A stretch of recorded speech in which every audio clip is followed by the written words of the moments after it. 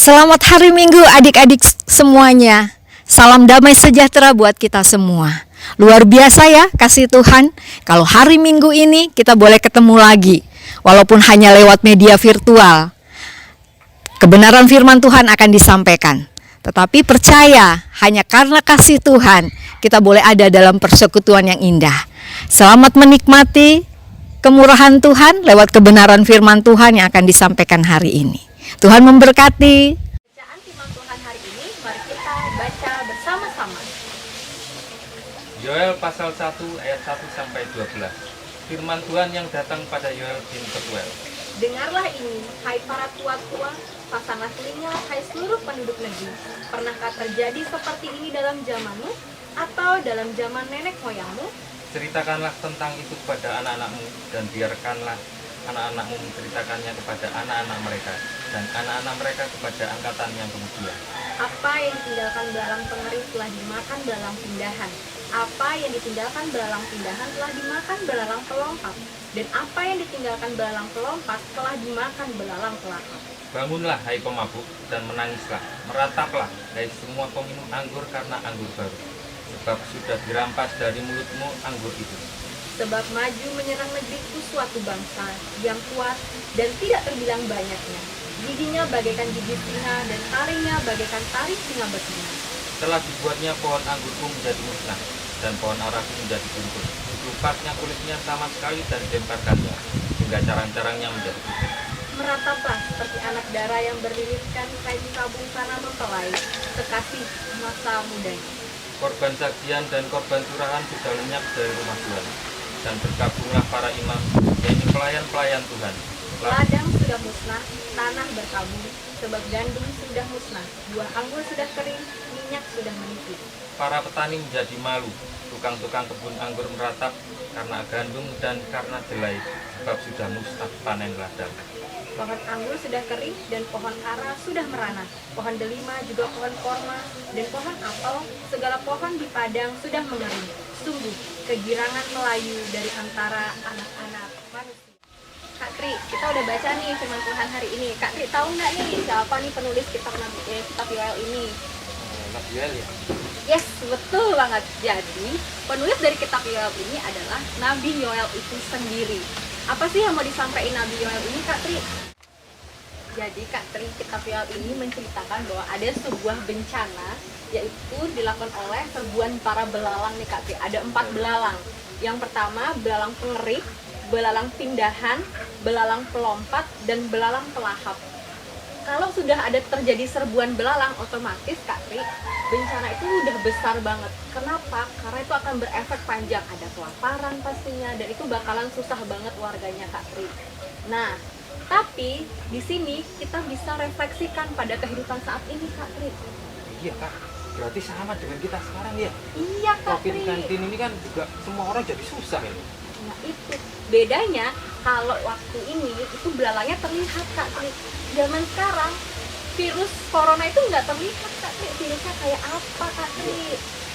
Lebih enak kita tahu yang dilihat bisa kita pegang itu ya. Iya, betul. Yang bisa dipegang aja nggak bisa diatasi Kak. Nah, itu, Apalagi Kak Tri. kita sekarang.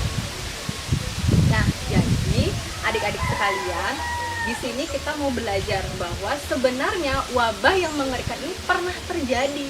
Hanya bedanya kasusnya kalau di waktu itu adalah wabah belalang.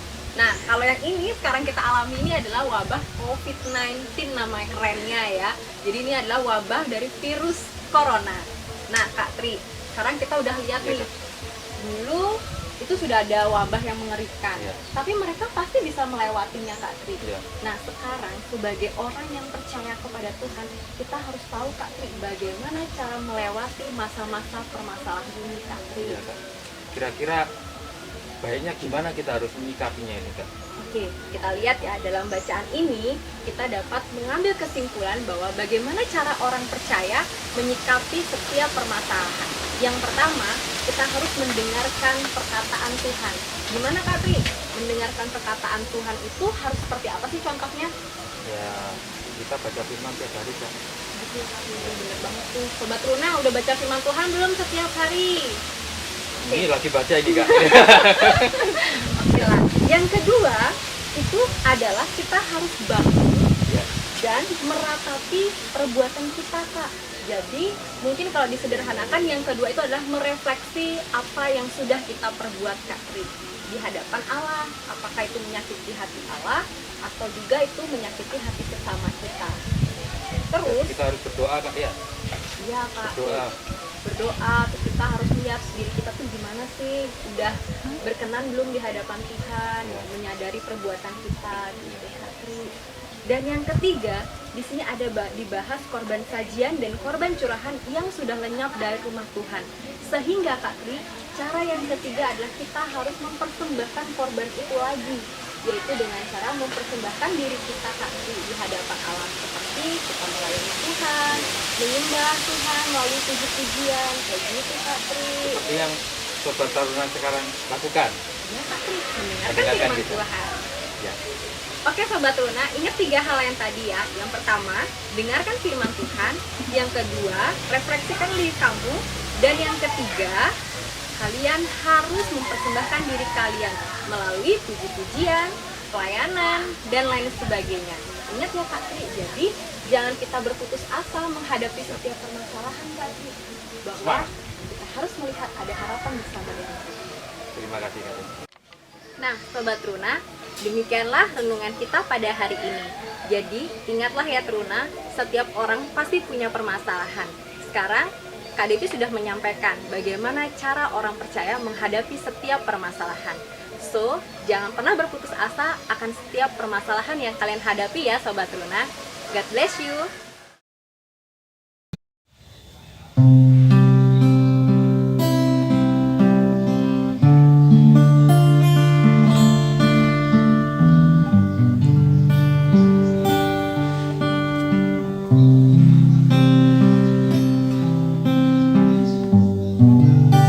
Betapa hatiku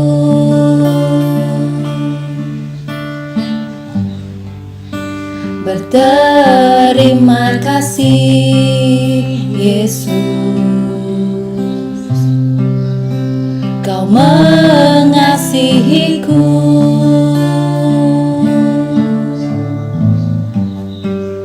Kau memilikiku.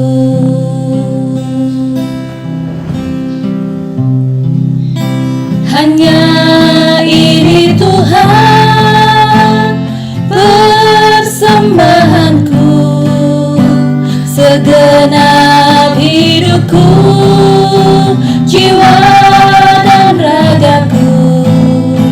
Sebab tak ku miliki harta kekayaan yang cukup berarti untuk ku persembahkan. Hanya ini Tuhan permohonanku, terimalah Tuhan persembahanku.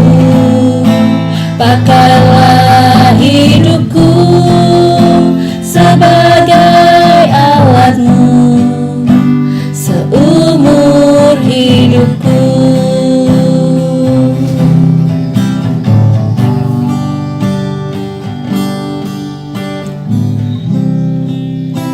Betapa hatiku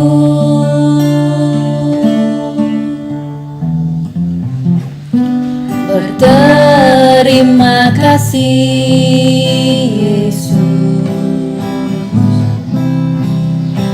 Kau mengasihiku,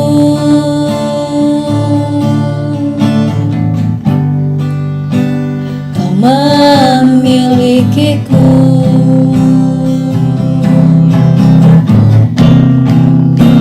Hanya ini Tuhan persembahanku, segenap hidupku, jiwa dan ragaku.